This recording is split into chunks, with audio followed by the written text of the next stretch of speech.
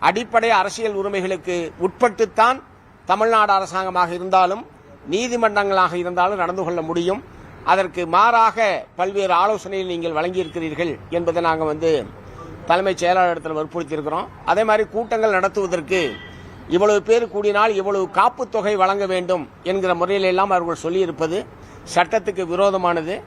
அதாவது கூட்டம் நடக்கிறதுக்கு முன்பாகவே குற்றம் நடக்கும் என்கிற ஒரு முன் தீர்மான கருத்தின் அடிப்படையில் இத்தகைய காப்புத் தொகைகளை பெறுவது என்பதெல்லாம் சட்டவிரோதமானது. அவற்றையெல்லாம் முற்றிலும் நிராகரிக்க வேண்டும். வேண்டுமானால் உறுதிமொழி வேண்டுமானால் அமைப்புகளிடமிருந்து கட்சிகளிடமிருந்து பெறலாமே தவிர காசு அண்ட் டெபாசிட் என்கிற முறையில் இவ்வளவு தொகை 20 லட்சம் வரைக்கும் கட்ட வேண்டும் என்று சொல்வதெல்லாம் சின்ன அமைப்புகள் சிறிய சிறிய கட்சிகள் எல்லாம் இந்த அரசியல் நடவடிக்கைகளிலிருந்து அப்புறப்படுத்துவதற்குத்தான் உதவி செய்யும். ஆகவே அத்தகைய நிபந்தனைகள் எதுவும் கூடாது என்பதை நாங்கள் சொல்லியிருக்கிறோம். குறைந்த விலை நிறைந்த தரம், தங்கள் தேவைகள் அனைத்தும் ஒரே இடத்தில். ஜெயச்சந்திரன்.